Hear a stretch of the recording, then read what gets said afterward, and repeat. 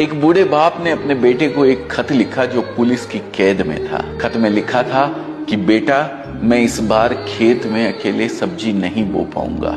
अगर तुम यहाँ होते तो तुम मेरी मदद जरूर करते। बेटे ने उस खत का जवाब देते हुए दूसरा खत लिखा कि पिताजी, आप उस खेत को खोदने की सोचना भी मत, क्योंकि मैंने चोरी का सारा पैसा उस खेत में दबा रखा है।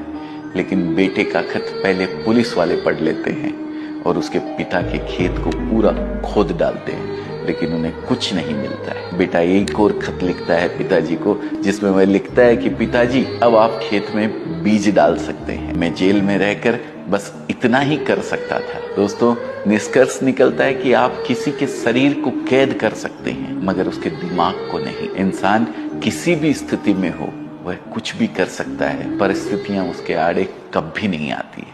एक बूढ़े बाप ने अपने बेटे को एक खत लिखा जो पुलिस की कैद में था। खत में लिखा था कि बेटा, मैं इस बार खेत में अकेले सब्जी नहीं बो पाऊंगा।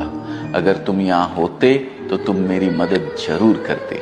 बेटे ने उस खत का जवाब देते हुए दूसरा खत लिखा कि पिताजी, आप उस खेत को खोदने की सोचना भी मत, क्योंकि मैंने चोरी का सारा पैसा उस खेत में दबा रखा है।